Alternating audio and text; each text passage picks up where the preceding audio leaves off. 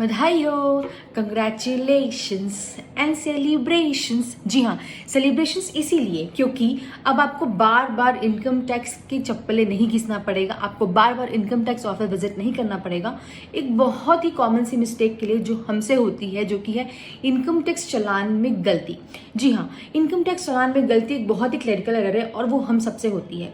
गलत assessment year fill कर देना या फिर गलत हेड में टैक्सेस को फाइल कर देना। वो अब डिटेल्स अब आप इनकम टैक्स में अकाउंट में लॉगिन करके इजीली कर सकते हैं। अगर आपने असेसमेंट ईयर में डिटेल्स में गलती की होगी तो आपको 7 दिन दिया जा रहा है। 7 डेज के अंदर आप ऑनलाइन चालान को रेक्टिफाई कर सकते हैं।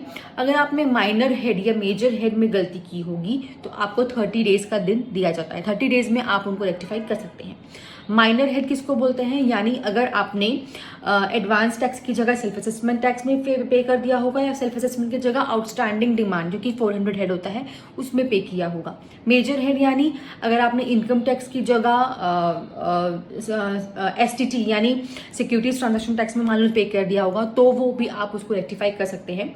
बट मेजर और माइनर हेड के लिए आपको 30 डेज दिया जाता है। एंड अगर आपने गलत असेसमेंट ईयर में फाइल किया होगा, जो कि बहुत ही कॉमन मिस्टेक होती है, तो आपको 7 डेज दिया जा रहा है। 7 डेज के अंदर आप ऑनलाइन उसको रेक्टिफाई कर सकते हैं।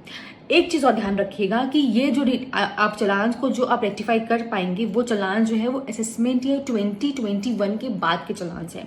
अगर उसके पहले के चलान होंगे या फिर और भी किसी तरीके से आपको करेक्ट कराना है तो आपको अपने जुरिडिक्शनल ऑफिसर के पास जाना होगा। बट जो एक मेजर इशू रहता है मेनली असेसमेंट ईयर में और माइनर हेड में गलती, वो आप इजीली आप कर सकते हैं। बट टाइम लिमिट का ध्यान रखना होगा, 7 डेज एंड 30 डेज।